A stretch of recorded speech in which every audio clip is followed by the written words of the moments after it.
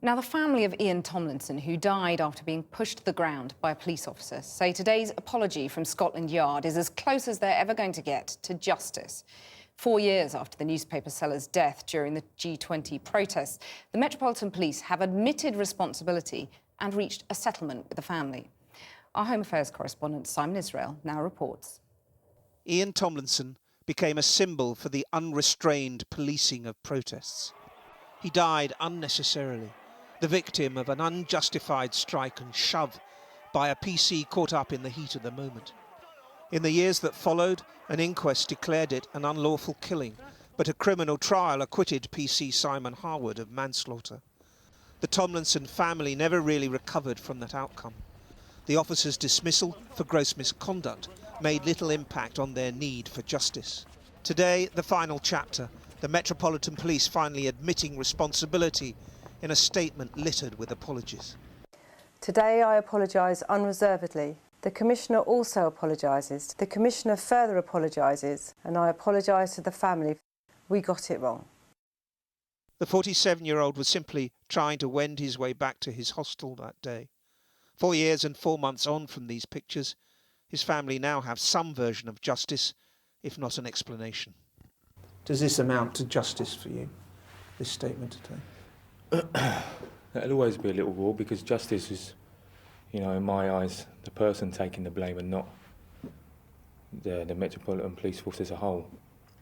But at least we've got some submission of responsibility. So. And the money, is the money play anything at all in this? If you have a look back over the 4.5 years, this has never been about money.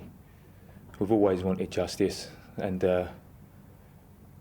the money is irrelevant to this, as I think everyone does see that all we wanted was justice. Not in the slightest is it going to change things at all. It'll never bring my dad back. Over the 4.5 years, how did you and the rest of the family keep going? Hope and each other.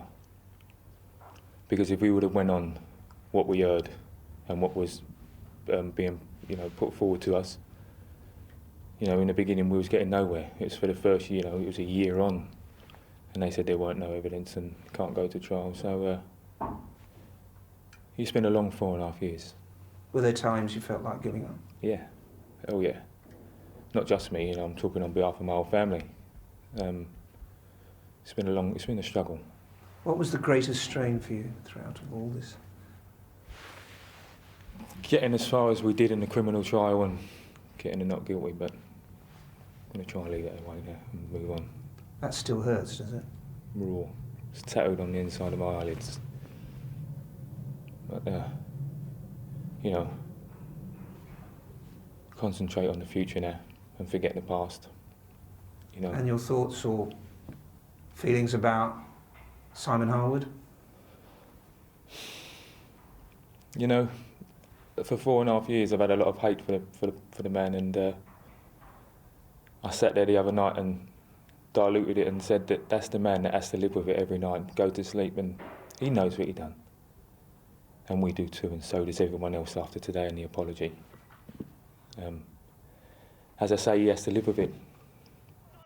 The G20 protests are now synonymous with PC Harwood's baton strike and Ian Tomlinson's fall to the ground that would lead to him dying soon after.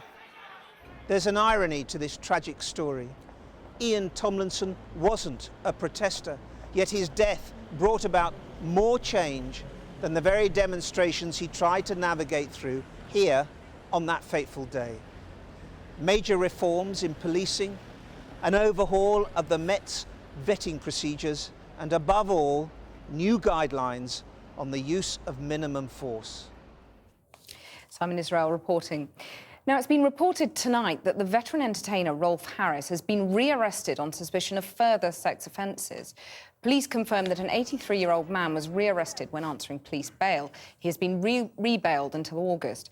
Mr Harris was first arrested by detectives from Operation U-Tree in March. The inquiry was set up in light of the claims of sex abuse by Jimmy Savile, but today's arrest was unrelated to the former DJ.